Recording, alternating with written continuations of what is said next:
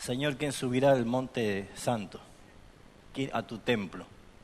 El limpio de mano, el de puro corazón, el que no ha elevado su alma a cosas vanas, que no ha jurado con él. Ya dejemos de contar porque ya estamos afuera, ¿no? El estándar de la Escritura, cuando muestra a través de la ley, tiene mucho que ver con lo que dice Romanos 3:10. ¿Qué decía? No dice eso. ¿Dice eso o no? Ah, muy bien. Entonces dijeron bien. Pero el 23, ¿qué dice? Todos pecaron. Exactamente, ya habla de la universalidad.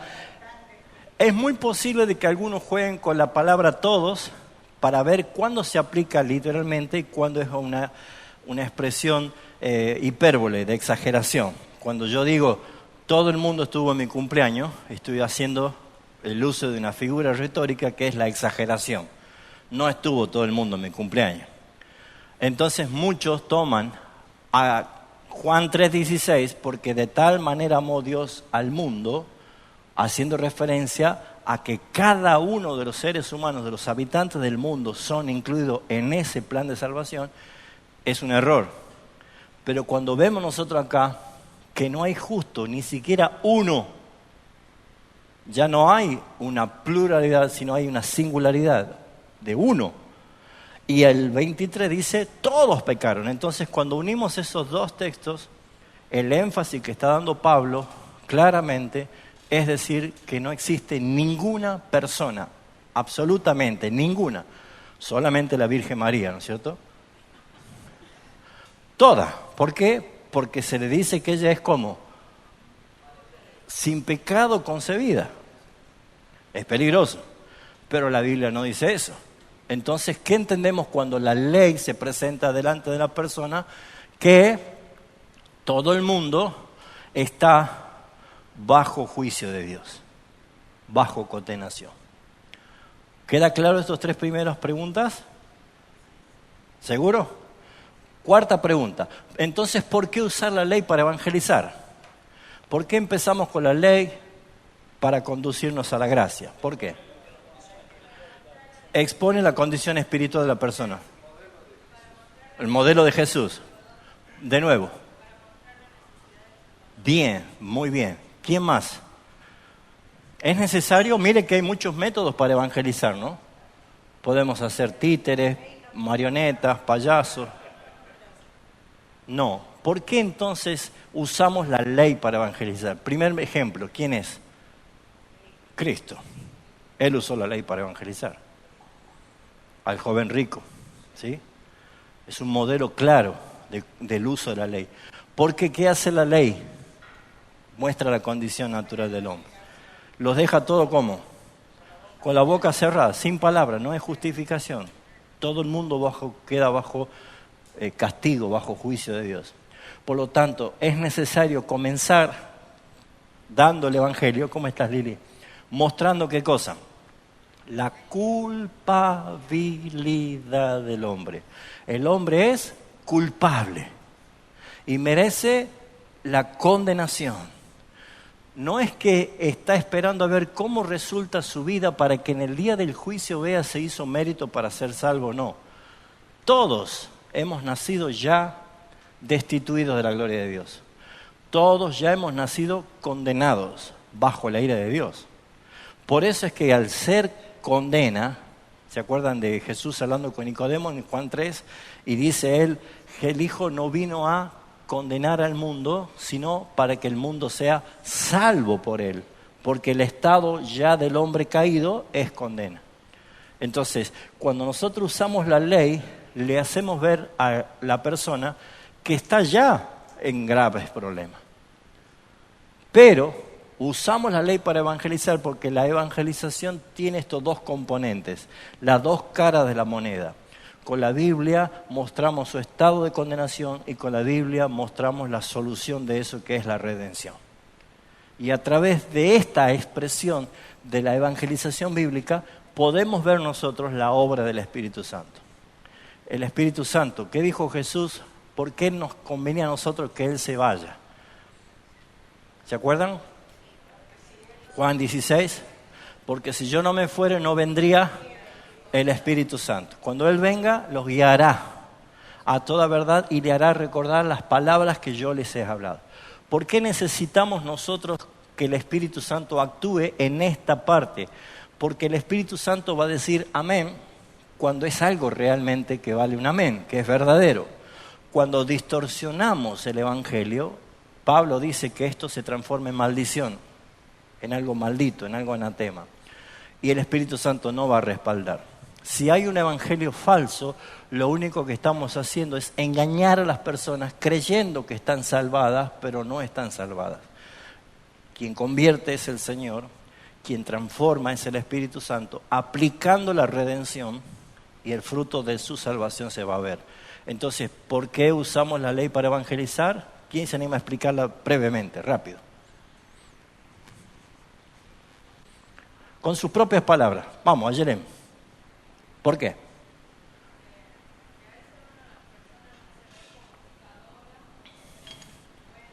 Uh-huh. Bien. Me gusta esa aplicación de la palabra. La vara alta. Uh-huh.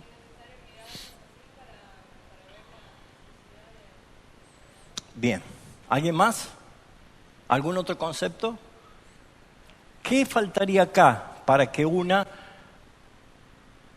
el estado condenado que revela la ley y la gracia para salvar? ¿Qué faltaría algo que está aquí? No.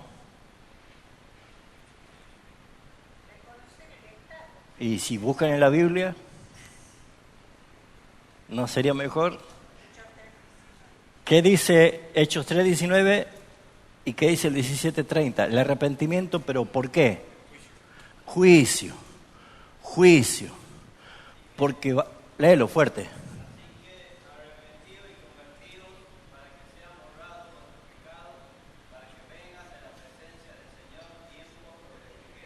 Si no se arrepiente, no van a ser borrados sus pecados.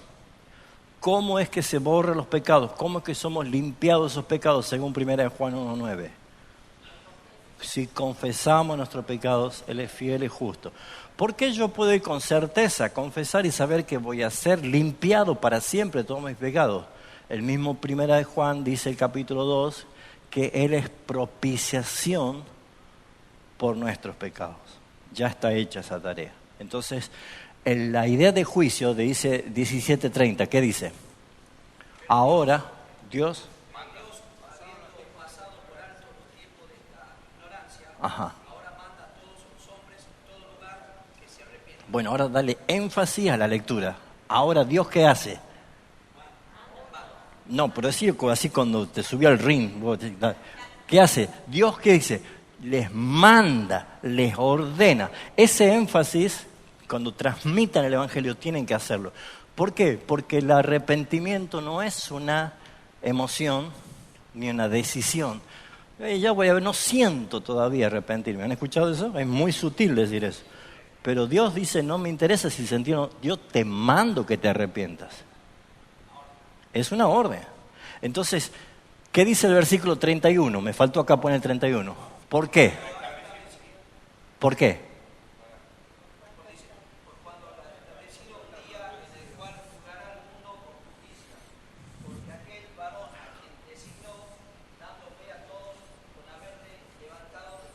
¿Quién será el varón a quien Dios Padre designó para juzgar ese día? Cristo. Entonces, como verán, tenemos muy importante tener en cuenta que el uso de la ley no es solamente para provocar compungimiento de corazón, sino presentarlos delante de un juicio que va a haber y su estado ya es condenado. Necesita revertir eso. Y eso es solamente por medio de la gracia redentora del Señor. ¿Se entiende? Pregunta 5. ¿Qué es el Evangelio de salvación? ¿Quién me lo cuenta rápidamente? Si un inconverso te dice, ¿y qué es el Evangelio de salvación?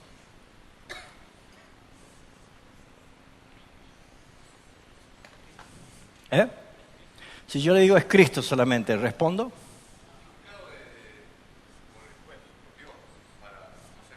No inventen. Hablemos, bueno, vos recién venís hoy, primera clase.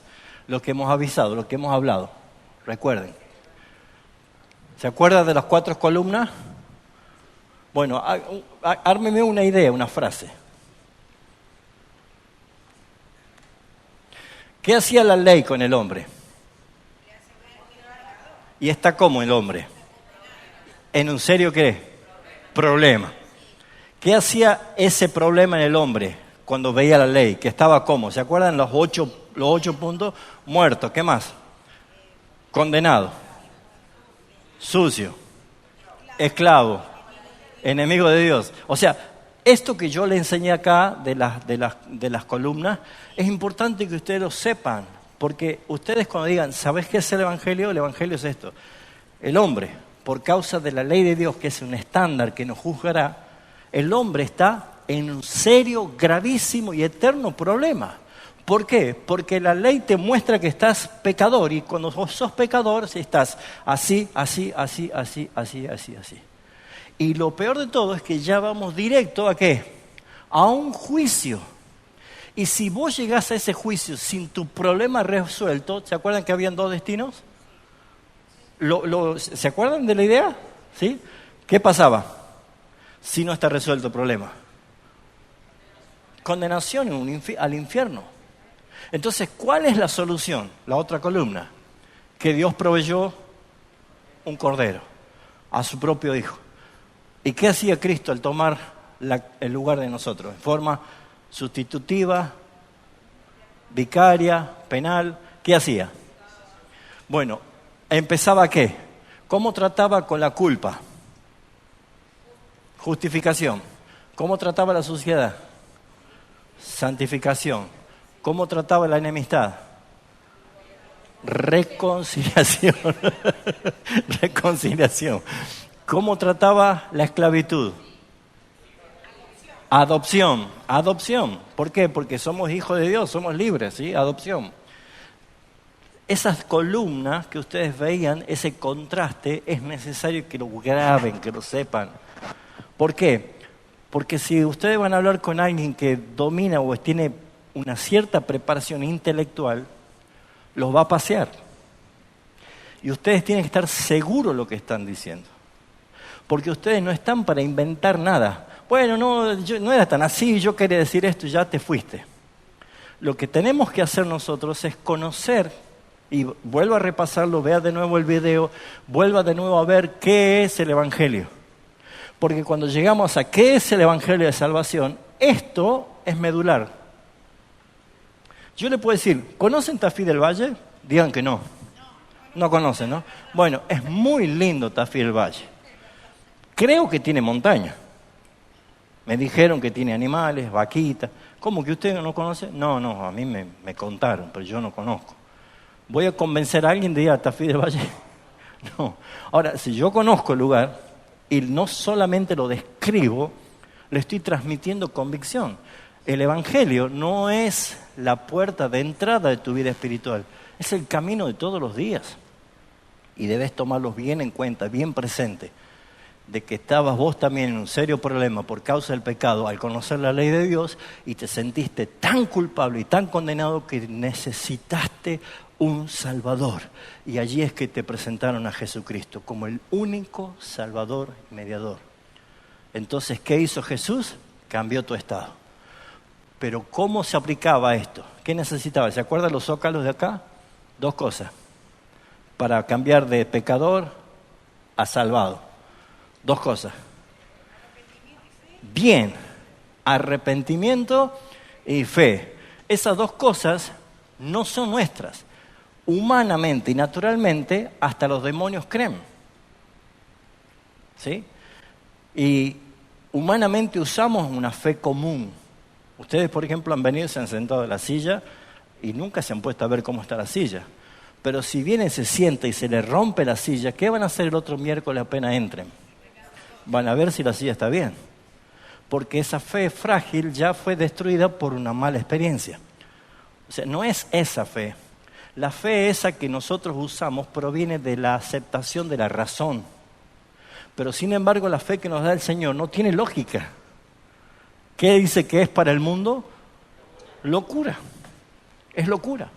Entonces, si yo recibo arrepentimiento, Hechos 18, y fe, Efesios 2, 8, dos cosas que Dios nos da para poder creer, la persona va a ser salva.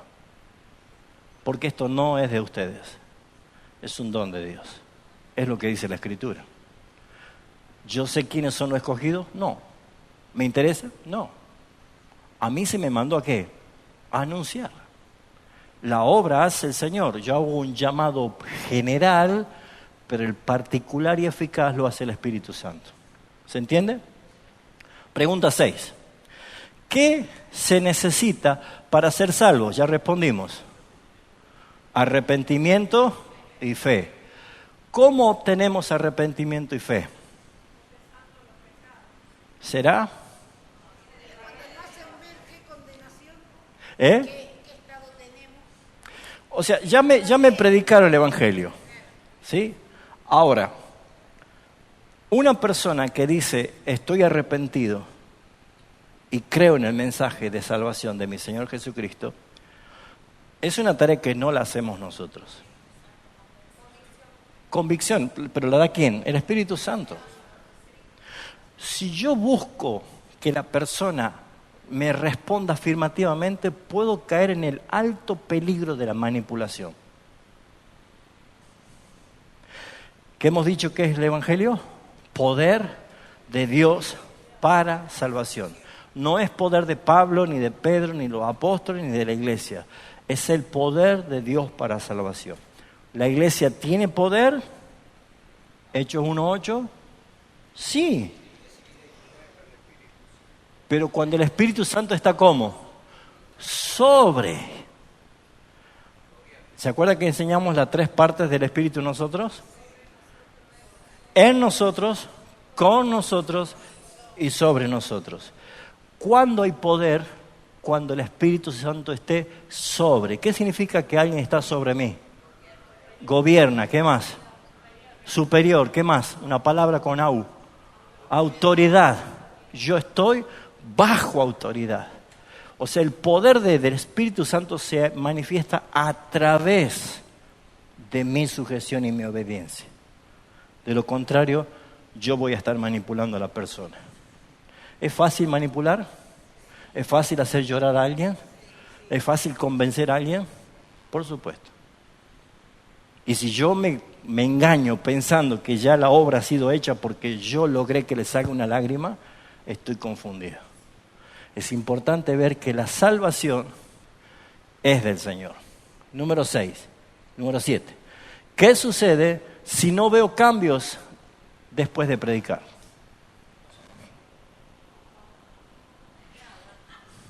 ¿Cómo volvemos? Compungido, arrepentido, un día perdido. ¿Qué hice mal? Con paz y gozo. Hemos obedecido. Sembré. Yo sembré. Está bien. Yo sembré.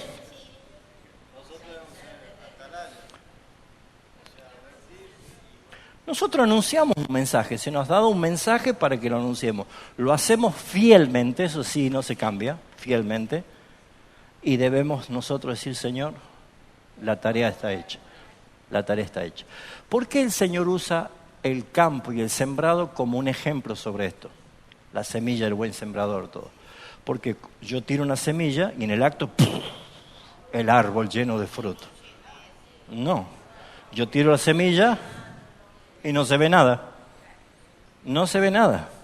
Es más, pareciera ser un misterio porque nosotros podemos estar horas mirando y no pasa nada. Y nos vamos, no sé si le pasaba cuando germinaban el poroto para la escuela.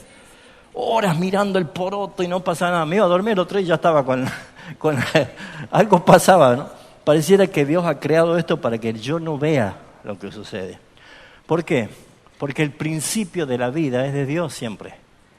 ¿O creen que Adán estaba despierto diciendo, saca la costilla, Señor, dale, yo quiero ver cómo la hace? Mientras éste dormía, el Señor hizo una nueva vida. No participamos nosotros allí. Lo mismo pasa con una nueva vida que van a nacer en Cristo Jesús. Nosotros no participamos allí. Número 8. Así que aquí, ¿qué sucede? ¿Cómo quedamos? Paz, tranquilo. Uno que otro con el ojo morado puede salir, ¿no? Porque nosotros tenemos un evangelio que ¿qué? Que ofende, que irrita, lo querían apedrear, ¿eh? Así que es probable que a lo mejor no vengamos tan en paz. Contentos, sí, por haber sido tenido por digno, dice, ¿no? Pero a lo mejor la pasamos mal. Entonces, entender que si esto nos pasa, es que muy bien hiciste la tarea. ¿Sí o no? Tampoco vamos a andar provocando.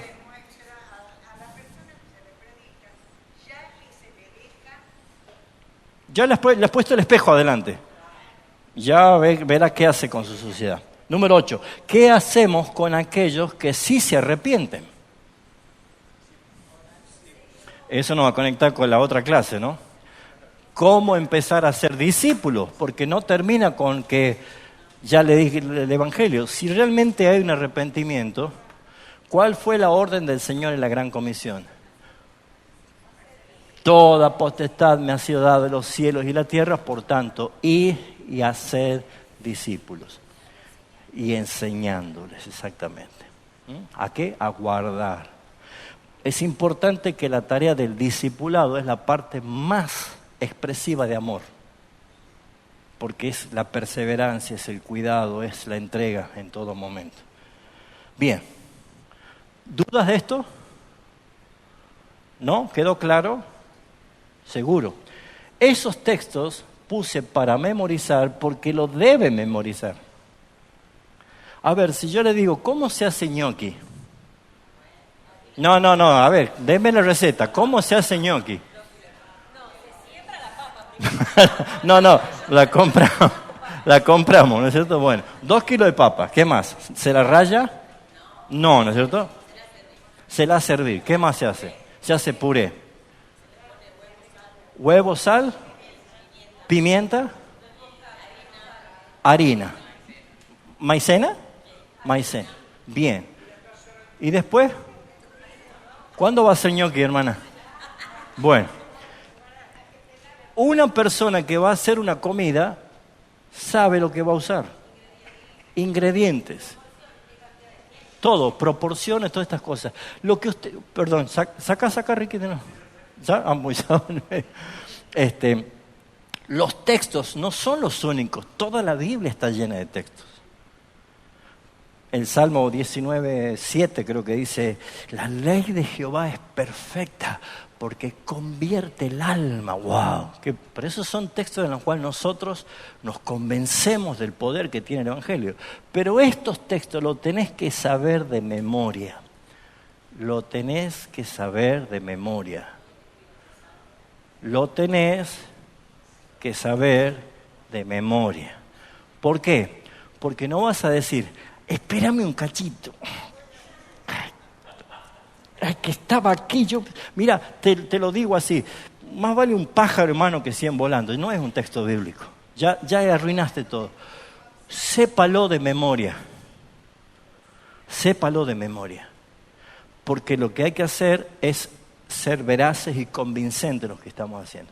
Entonces, tómese la tarea, memorice estos 2 primeros, hoy, mañana agarre. Bueno, Éxodo 20 son los 10 mandamientos, pero es bueno saber que están en el 20 y que de estos versículos puede tener claramente identificado a no dirás falso testimonio, no robarás, no tomarás tu nombre de Dios en vano, porque eso es lo que vamos a usar para evangelizar. Cada uno de estos textos son aplicativos a lo que vamos a hacer. ¿Cómo lo vamos a hacer? Y ahí vamos. Que Dios nos ayude.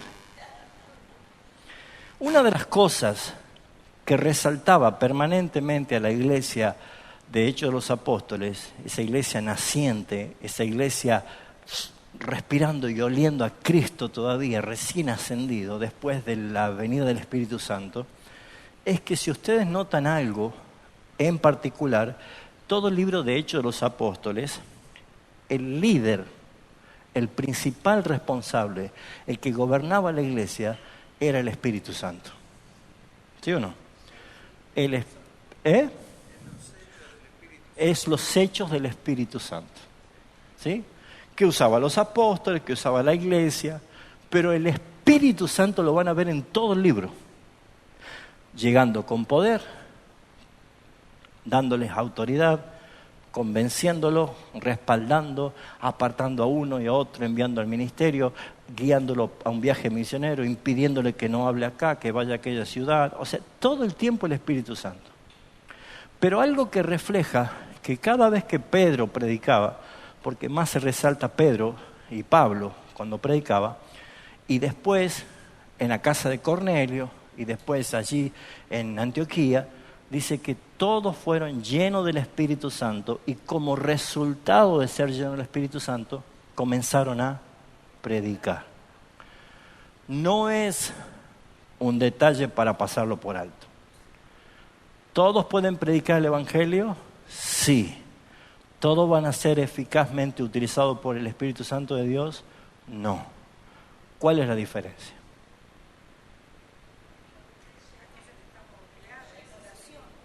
Oración. ¿Qué más? ¿Y cómo son guiados por el Espíritu? Comunión con Dios. Santidad. O sea, ¿qué necesita un cristiano para ser guiado por el Espíritu Santo? Lo acabamos de decir en el texto, ser llenos del Espíritu Santo. Una gran confusión que a veces las iglesias carismáticas suelen tener es que dicen o confunden el bautismo del Espíritu Santo y la llenura del Espíritu Santo. Y creen que es una sola ensalada. Todos nosotros hemos sido bautizados por el Espíritu Santo en Cristo Jesús. ¿Cuándo fuimos bautizados? En su muerte y cuando se aplicó la redención en nosotros por obra del Espíritu Santo cuando hemos creído. La redención es consumada y aplicada. Tiene dos caras. La redención consumada está toda terminada. El Señor dijo, consumado es. No va a cambiar eso. Pero como hay tantos escogidos que aún todavía no han sido convertidos, ¿por qué? Porque falta ¿qué? La aplicación de la redención. Y para que se aplique la redención, quien debe actuar es el Espíritu Santo por medio del que va a predicar la palabra. Por eso es que nosotros necesitamos entender que la llenura del Espíritu Santo es permanente. Cuando compraron el auto, la moto y le llenaron el tanque a la concesionaria, ¿nunca más la cargaron hasta? ¿Cuándo cargan?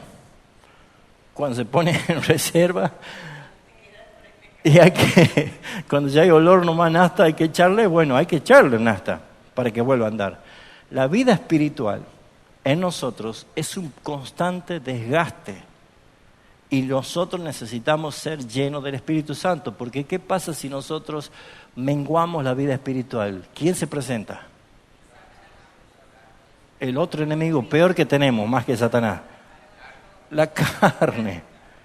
Porque el diablo no nos va a tocar si el Señor no lo permite, no nos toca, pero el problema somos nosotros y el mundo. Entonces, ¿cuál dice el apóstol Pablo en Gálatas 5:19? Anden en el Espíritu y no en la carne, porque el que anda en la carne se manifiesta así, pum, pum, pum, pum, pum, el diablo puro. Entonces, la obra del Espíritu necesita el compromiso espiritual del cristiano para que esto funcione. Por eso dice Romanos capítulo 8, si por el Espíritu hacéis morir las obras de la carne, viviréis. ¿Se puede matar las obras de la carne? Sí. ¿Cómo? Por el Espíritu. ¿Qué es por el Espíritu? ¿Qué es vivir en el Espíritu? Es una vida de reconocimiento, de señorío de Cristo, de sumisión, de obediencia. ¿Podemos ser perfectos? No. Hoy hablamos de eso con Caro, decíamos, nosotros no vamos a llegar nunca a ese estándar. Pero a pesar de eso, Dios se sirve de lo poco, incluso que nosotros podamos hacerlo.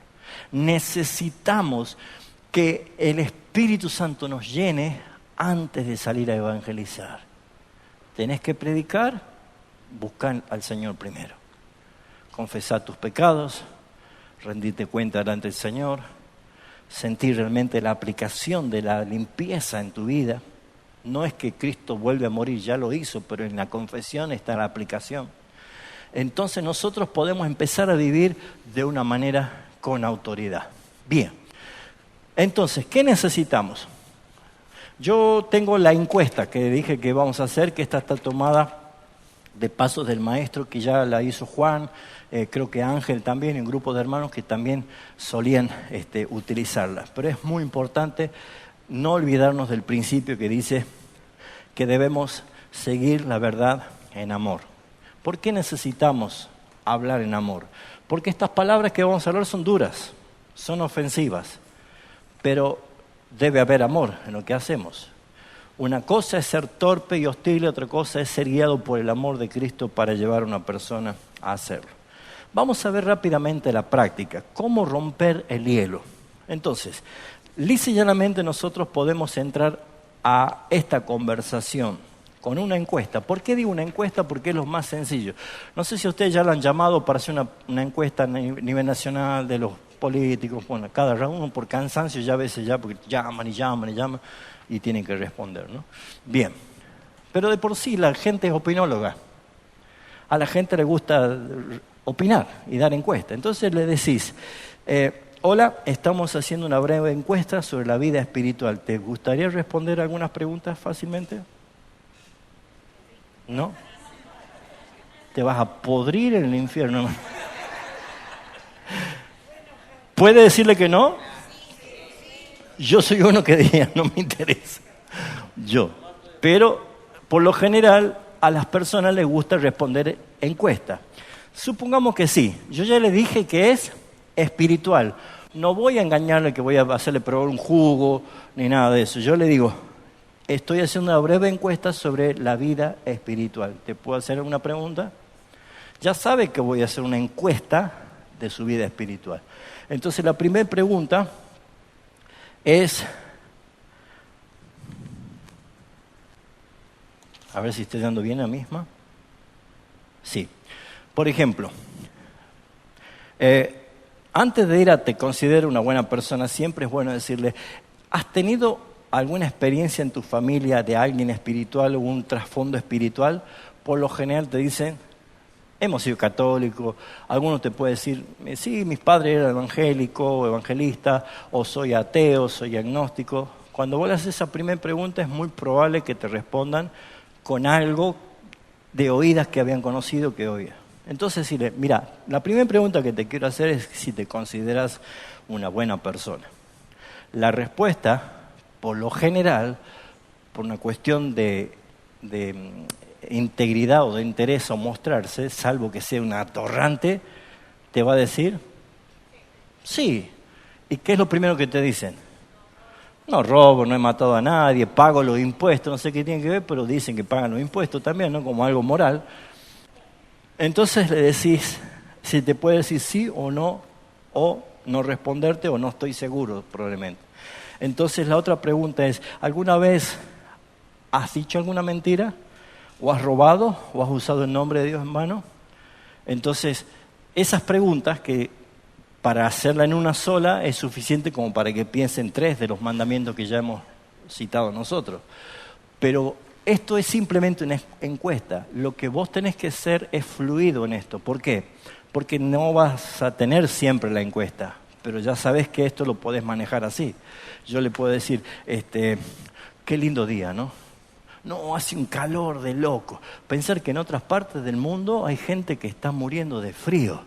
Sí, la verdad que sí, acá nos morimos de calor. Es una conversación común, pero yo inmediatamente lo puedo conectar con lo espiritual. Y pensar que todos nos vamos a morir. Ya lo llevé. ¿Crees en la vida después de la muerte? En el acto. Yo estoy tomando el control de la pregunta y cuando le digo, ¿vos crees en la vida después de la muerte? Y te pueden responder que sí, que no, que es un invento, que acá está el cielo, el infierno, que es un invento de la religión, lo que sea. Entonces, ¿cómo te consideras vos? ¿Te consideras una buena persona? Porque según el estándar de Dios, es lo que Él determina si somos o no somos buenas personas. Y Él te puede decir, no, sí. ¿Y querés que veamos si sos buena persona? Porque, por ejemplo, Dios dice, si has mentido alguna vez, el que miente es un mentiroso. Entonces vos has mentido alguna vez y ya lo vas llevando. ¿Se entiende esto? Lo vas llevando. Pero siempre sabiendo de que si es una encuesta te van a responder las preguntas acá porque aceptaron responder preguntas. Si es una charla ocasional, cualquier cosa lo podés conectar con eso. Cualquier cosa. Yo del clima lo llevé al infierno. ¿Sí o no? De las muertes, de los accidentes, de lo frágil que es la vida, de cualquiera de esas cosas yo puedo llevarlo a una persona. ¿Qué pasa con alguien que conocemos? Con alguien que vive en nuestra casa o compañero de trabajo, de nuestro oikos, que realmente no conoce al Señor. Bueno, tenés la posibilidad de orar con más anticipación por esa persona y esperar el momento que sea en la hora de Dios, que lo vas a sentir que ese es el momento. No sé si ya lo han experimentado, pero uno es como que dice, es ahora, es ahora, es ahora, y te vas allí. Pero siempre acuérdense de... No nos vamos a sentir frustrados si no hay una respuesta positiva. ¿Sí? Entonces vos podés llevarlos a esta pregunta. Cuando la persona te diga, sí, yo he mentido, también he robado, he mirado con lujuria y ya es adulterio en el corazón, la tercera pregunta es, Dios, si Dios te juzgara hoy con los 10 mandamientos, que es el estándar moral de Dios, ¿qué consideras que sos? ¿Serías declarado culpable o inocente? ¿Dónde lo estoy presentando ya? En el juicio, el día del juicio, en el juicio.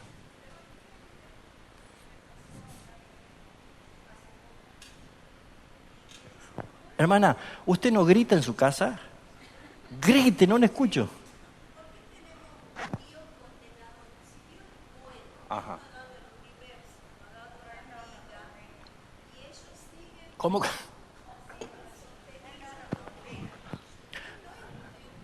¿Qué le responderías vos?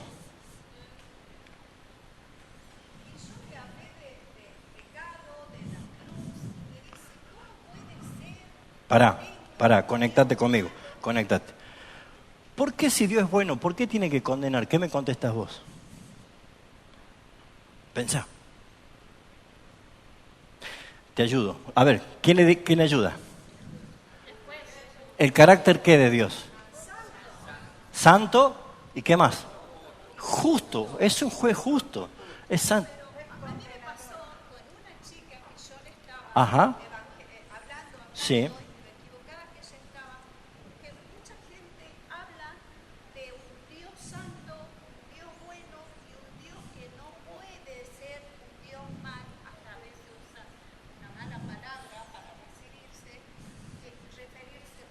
Sí.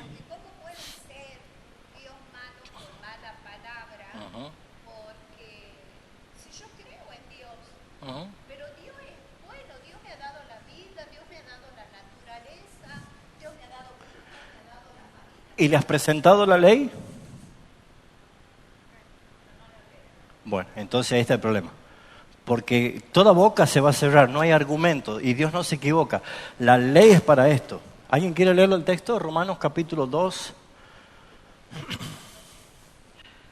No lo tengo apuntado acá. Romanos 2, 20, 19, 20.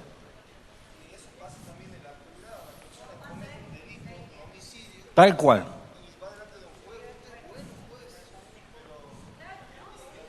Tal cual. Romanos. ¿Lo encontraron? Fuerte.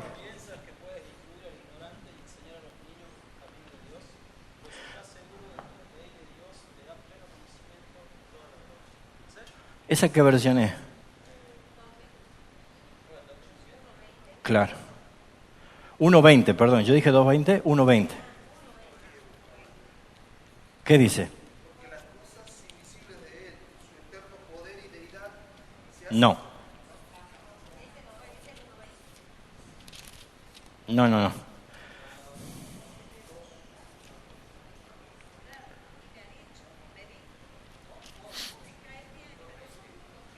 ¿2.20?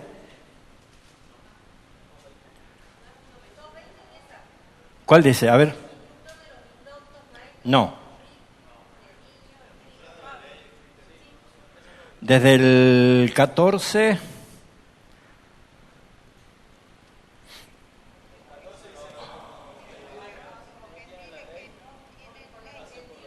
Ahí está. ¿Qué es lo que hace esto? Te está diciendo que todos tienen una ley escrita que la conciencia, ¿qué hace? Los acusa o los defiende. Yo no puedo transportar mi culpa a Dios. ¿Por qué? Porque la persona que infringe la ley de Dios, por más que no la conozca, son ley para sí mismo, dice la palabra. Son ley para sí mismo. Y esto es lo que hace la ley, que la persona no puede excusarse porque la conciencia está diciendo, sos culpable, lo está acusando la conciencia. Entonces, cuando vos, Liliana, trabajás con la exposición de la ley, vos le pones el espejo a la persona. Y esa persona entiende lo que está exponiéndose y Dios le está mostrando su carácter, su estándar, y porque Él es santo y es justo, no tendrá por inocente el culpable. Entonces te va a decir, como en Hechos 4, ¿qué debemos hacer entonces? Porque Pedro le dijo, ustedes han crucificado, ustedes son los culpables. Entonces ellos, dice, compungidos de corazón, preguntaron, ¿qué tenemos que hacer? Entonces, ¿cómo?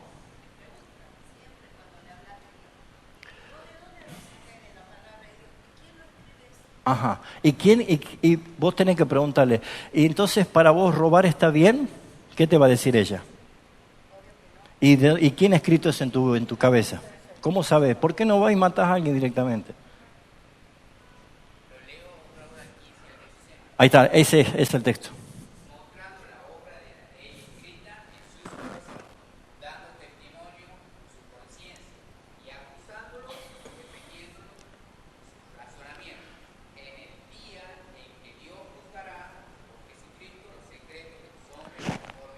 Es tremendo, es tremendo.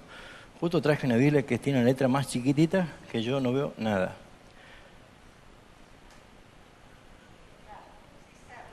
Capítulo 3, versículo 19. Alguien que lo lea fuerte. Ahora bien, sabemos que cuando dice la ley, Fuerte, hermano. Usted no grita en su casa, grite, hermano, grite, fuerte. lo dice a los que están bajo la ley. Léelo de nuevo, desde el principio, desde el principio. Ahora bien, Ah, sabemos que cuando dice la ley, lo dice a los que están bajo la ley, ah, ah. para que toda boca se calle. Perdón, ¿quién está bajo la ley? Todos. Porque dice, ¿toda boca qué? Se calle.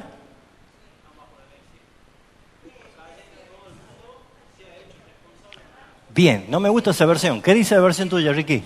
¿Esa es parafraseada? Ah, la América.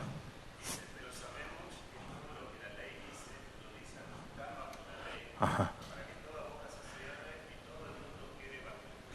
¿Cuál es el propósito de la ley? Que toda boca y todo el mundo quede bajo juicio. Yo no sé si a ustedes le han llegado alguna vez una situación de un juez, aunque sea el tribunal de falta de una multa del auto, pero uno se pone tenso. No, a mí no me gusta, ¿no? Y encima te ponen la cara así y todo. El ambiente ya te pone.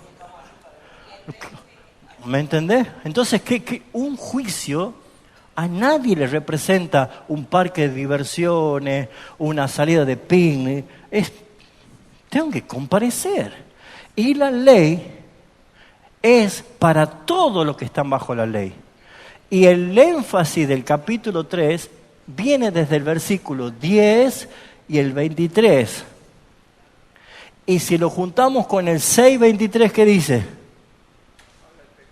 La paga del pecado, el resultado de esa ley es la muerte, es un conflicto. Entonces yo tengo que saber cómo presentar esto. Y siempre, Liliana, nunca dejes que el encuestado o el evangelizado tenga la rienda de la conversación.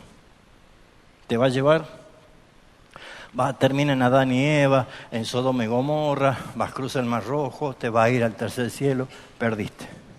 Después te contesto esto. Quiero que me responda esto. Cuando lo exponemos delante de la palabra, no hay argumento. No hay argumento, no hay excusa delante de Dios. Realmente se cierra la boca de toda persona. Porque es lo que hace la ley. Hay sabiduría ahí de Dios. ¿Sí? La disculpo. A ver. Sí, se va a encontrar.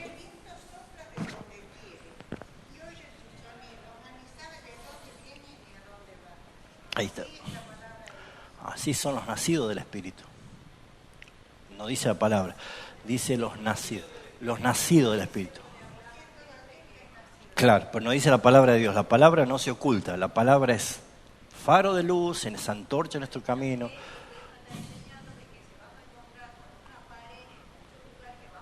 Se va a encontrar con toda la hostilidad.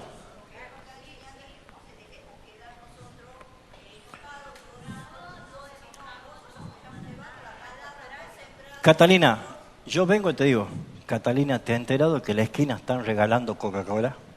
No. En la esquina están regalando asado. Ya, tampoco. Oh, hermano, ¿con qué la puedo tentar la hermana? Dios mío. Bueno, no sé, ¿qué le gusta a usted?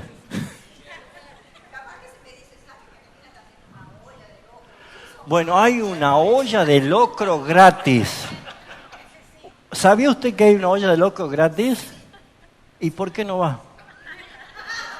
No me cree, ¿no es cierto? Bueno, problema suyo. ¿Cuál es la tarea nuestra? Yo no tengo que convencer, ni manipular, yo le digo lo que me fue dicho decir. Jesús, con el joven rico, ¿se acuerda cuál fue la actitud de Jesús después que le dijo, todo esto he cumplido desde mi juventud? ¿Qué dice la Escritura que hizo Jesús? Lo amó.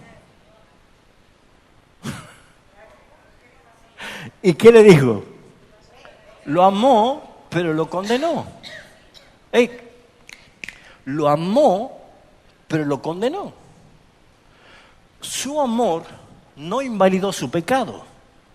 No somos salvos por amor, somos salvos por gracia. Si bien es cierto, dice, de tal manera el Padre amó al mundo, que la expresión de ese amor es ¿quién? Para que Él entonces manifieste ese amor, por medio, aún siendo pecadores. Pero nosotros somos por gracia. ¿Se entiende esto? Es como si el juez dice, yo mato a 3 personas, voy delante del juez y el juez dice, no, el juez me ha dicho que me ama y me ha dicho que estoy perdonado, que no debo nada. No es lógico. No es lógico. La justicia del hombre es inmunda, pero se cumple. ¿Cuánto más la justicia de Dios, que es inmutable? Por eso es que es importante entender, hermanos, ¿qué hora es? Por eso es importante entender que el Evangelio es, o se trata de, como decía Jonathan Edwards, pasearlo por el fuego del infierno para que entienda su realidad, entonces clame por un Salvador. No acomodarle la vida de Cristo a algo que le falta para ser feliz. Esa persona debe abrir los ojos a la realidad que ya está bajo la ira de Dios. Y que si todavía no está aplicada la ira sobre él, es porque la gracia para ser salvo todavía es presente. Hoy es día de salvación. ¿Se entiende esto? Entonces, cuando uno está trayendo esta parte de la encuesta, de la charla, cuando yo le digo, si Dios te juzgara hoy con los 10 mandamientos, que es el estándar moral, ¿qué crees que sería tu veredicto? ¿Serías declarado culpable o inocente? La misma persona, después de haberse visto en el espejo de la ley, ¿qué va a decir? Culpable. Y la pregunta es, ¿y te preocupa saber eso? ¿Te preocupa? Sabiendo que la vida es como un soplo breve como el vapor, como una nube que se desvanece. La vida es frágil. ¿No te preocupa saber esto? Por tu boca has confesado que sos mentiroso, que sos ladrón, que sos adúltero, que sos avaro. Y por tu boca has dicho que tu sentencia, si hoy te juzgara Dios, sos culpable. ¿Te preocupa saber que te vas a ir al infierno para siempre? Si Dios hace la obra, le va a decir, ¿qué hago? ¿Qué puedo hacer? ¿Qué puedo hacer? Esta semana le mandé a los jóvenes un videíto cortito y después se lo mando a ustedes, de una chica adolescente ante estas preguntas.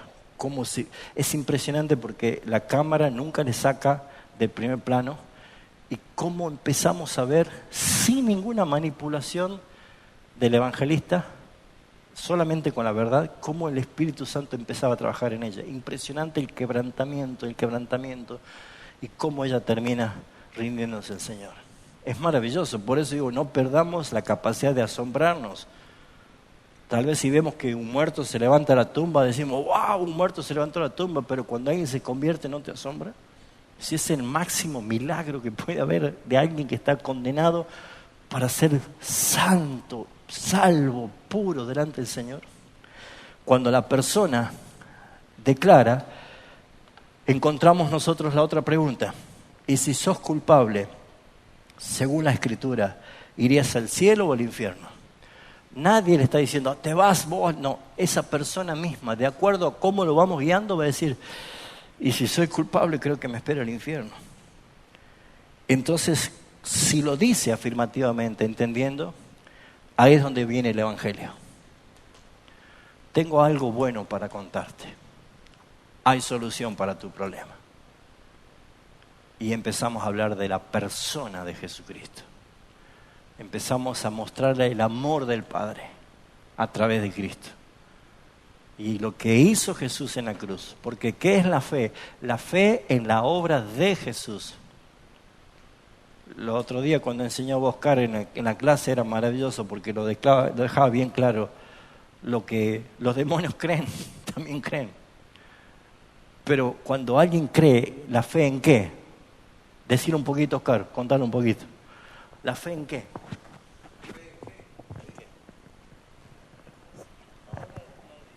De lo que yo enseñé. Hola. No funca. ¿Sí? Sí. Está grabando, no sé, volvé a...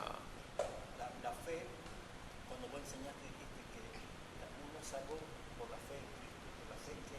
Claro, la fe en qué. Yo qué es lo que creo de Cristo. ¿Y qué es lo que tengo que creer de Cristo? Por eso...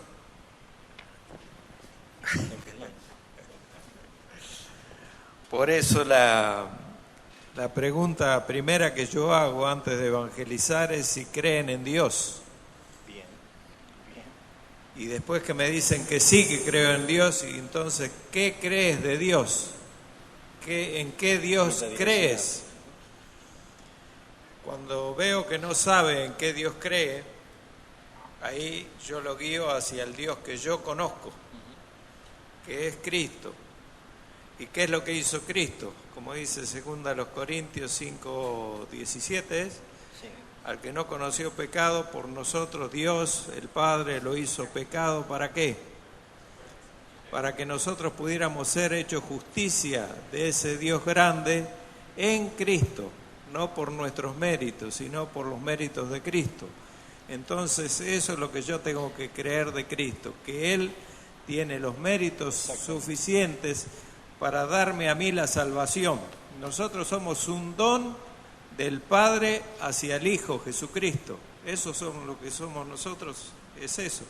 Un don de Dios a Cristo, un regalo de Dios a Cristo. Porque no venimos nosotros a Cristo porque a nosotros nos parece que Cristo es atractivo, que Cristo es lo que realmente es, sino que odiamos a Dios. Nosotros por naturaleza odiamos a Dios, a ese Dios grande, creador, y no solo creador, sino sustentador de toda su creación, lo odiamos con todas nuestras fuerzas. Si no fuera por la regeneración, que es la obra del Espíritu Santo, que se da cuando el llamamiento eficaz cae en aquellos que son buena tierra, donde la semilla germina y da fruto a 100 por 1, no seríamos nada. Entonces, una vez que nosotros escuchamos la palabra de Dios y nos arrepentimos, es porque el Espíritu Santo nos ha regenerado. ¿Qué es la regeneración? Un cambio de corazón, es la obra maravillosa que dice Raúl, que nosotros no nos damos cuenta, no tenemos ni dimensión siquiera de qué es esa obra. Es mayor a levantar un muerto. Es mayor a levantar un muerto porque es convertir un muerto en un vivo, pero un muerto que vive en vivo, un zombie que somos nosotros cuando no estamos en Cristo, a una persona que es ahora un hijo de Dios. Entonces, ¿qué debo creer yo de Cristo? Que al hacerlo pecado el Padre, Cristo fue a la cruz cargando nuestros pecados. Por eso el Padre dejó de ver a su Hijo, porque no puede ver pecado, no puede tener comunión con el pecado. Jesucristo tomó nuestros pecados y se hizo maldición por nosotros. Jesús fue a la cruz muriendo en esa cruz. ¿Para qué? Para pagar el precio que tenía que pagar por nuestro pecado, no por el de Él. No por el de Él, el nuestro. Cristo murió en esa cruz. Ese es el mensaje. Y fue sepultado. Pero al tercer día, Cristo resucita por el mismo poder del Espíritu Santo, al ser declarado justo por el Padre, haber aceptado ese pago por esa deuda tan grande que teníamos nosotros.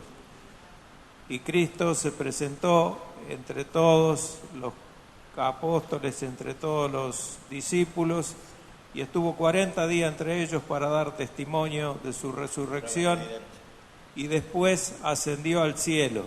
Entonces, ¿Cristo qué hizo? Primero vino a este mundo, se encarnó, vivió la vida que nosotros no podíamos vivir porque somos pecadores.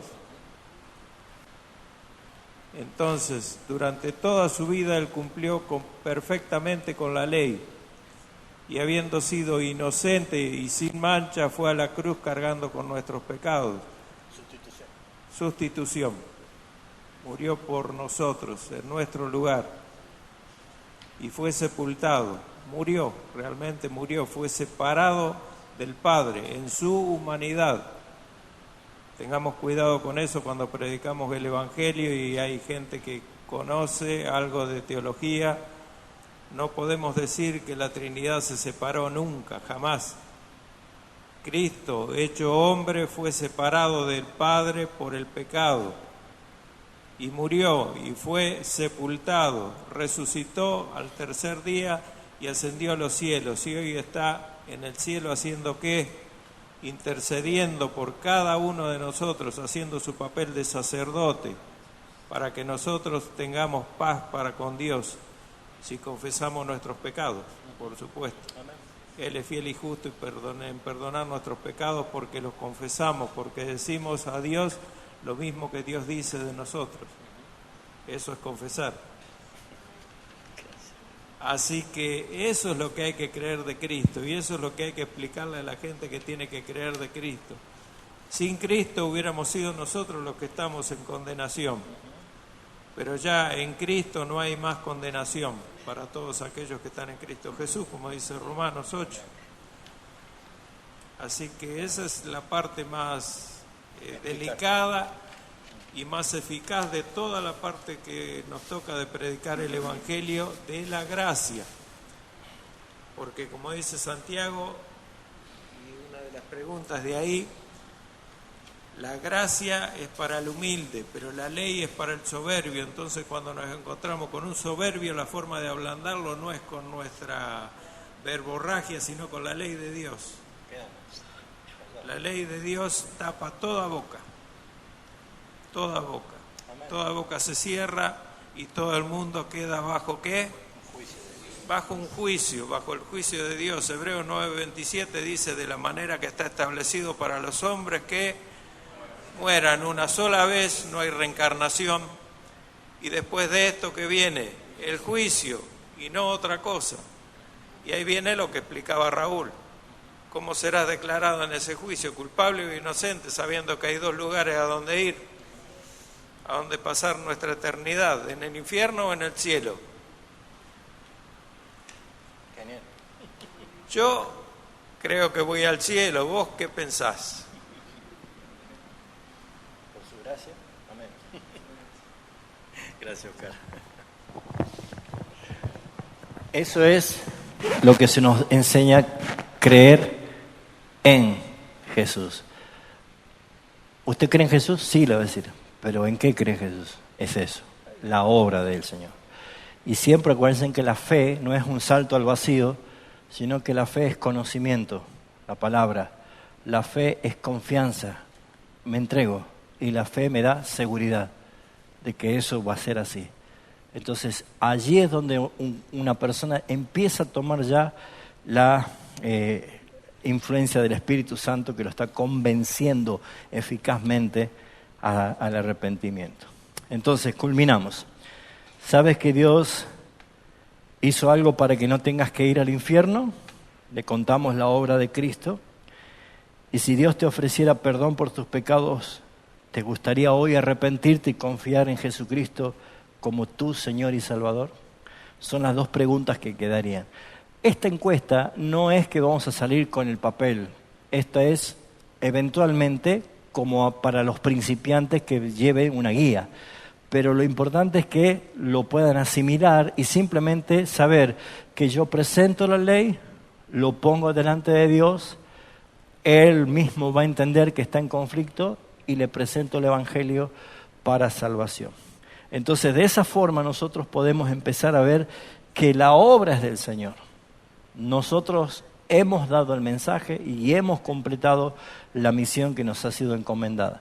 ¿Quién es el que se encarga de hacer la tarea eficaz? Es el Espíritu Santo. Nosotros obedecemos en anunciar. ¿Amén? ¿Preguntas, comentarios?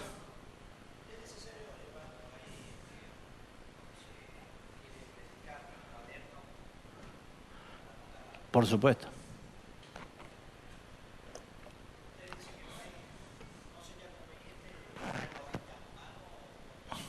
No, eso son estrategias, vos podés tenerla, pero si la tenés en tu cabeza, capaz que con alguien casualmente que comiences a hablar, ya sabes las preguntas que vas a hacer. ¿Te consideras una buena persona? ¿Alguna vez has mentido, has robado, has tomado el nombre de Dios en vano? Si Dios te juzgara hoy por el estándar de los 10 mandamientos, ¿crees que serías declarado culpable o inocente? Si fueras culpable, ¿crees que irías al cielo o al infierno? Y si estás con esa evidencia que te vas al infierno, ¿te preocupa realmente tu estado? Bueno, ¿sabes que Dios hizo algo para que no tengas que ir al infierno? Déjame que te cuente. Y le presenta el Evangelio de Jesucristo. Si hoy te ofreciera el Señor perdón, vos ¿estarías dispuesto a arrepentirte y confesar tus pecados y recibir a Jesucristo como tu Señor y Salvador? Fin de la encuesta. ¿Qué hiciste? Vos solamente llevaste todos esos pasos, pero por eso es importante que sepan esto de memoria, porque esto les va a ayudar mucho, mucho. En cada una de estas preguntas de la encuesta lo va a ayudar con los textos bíblicos. Acuérdense que la palabra tiene poder, no mi palabra.